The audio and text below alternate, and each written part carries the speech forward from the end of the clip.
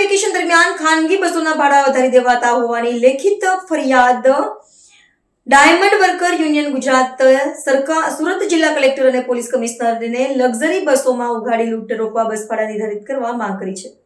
Surat diamond worker યુનિયનના ઉપપ્રમુખ ભાવેશ ટાંકે જણાવ્યું હતું કે ખાનગી ટ્રાવેલ્સ સંચાલકોનો વિરોધ નથી, પરંતુ દિવાળી વેકેશનમાં મધ્ય વર્ગને પરવડે તેવા ભાડા નિર્ધારિત કરવા ખૂબ જરૂરી છે।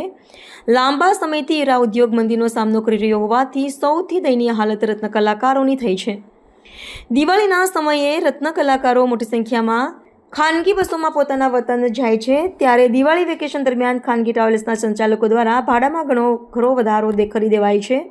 ઘણી બસોમાં મુસાફરોને ઘેટા બકરાની જેમ બેસાડવામાં આવે છે અને ટ્રાફિકના નિયમોનો પણ ખુલ્લેઆમ ભંગ કરવામાં આવે છે, ત્યારે આરટીઓના નિયમોનું પણ પાલન કરવામાં આવે તે ખૂબ જરૂરી છે। તેમણે વધુમાં કહ્યું હતું કે રત્ન કલાકારો આર્થિક તકલીફનો સામનો કરી રહ્યા છે, ત્યારે વધુમાં વધુ એસટી બસનો ઉપયોગ કરવો જોઈએ।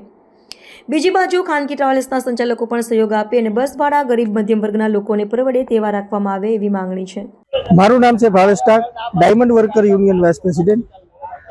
આજે દિવાળી વેકેશન દરમિયાન જે લાખો રત્ન કલાકારો વેકેશન ગાળવા પોતાના પરિવાર સાથે માદરે વતન જતા હોય છે, ત્યારે પ્રાઇવેટ બસ સંચાલકો દ્વારા જે બમણું ભાડું લઈ અને ઉઘાડી લૂંટ ચલાવવામાં આવે છે અને જે ટ્રાફિકોના નિયમોનું સરેઆમ ઉલ્લંઘન કરવામાં આવે છે।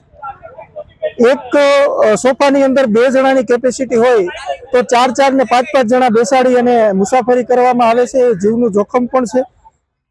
તો આ બાબતે અમે ભાડાનું બંધારણ કરવા અને ટ્રાફિકોના નિયમોનું સરેઆમ ઉલ્લંઘન કરે છે એની ઉપર કાયદેસરની કાર્યવાહી કરવા માટે સુરત શહેર પોલીસ કમિશનર અને સુરત શહેર કલેક્ટરને એક આવેદનપત્ર આપવામાં આવેલ છે।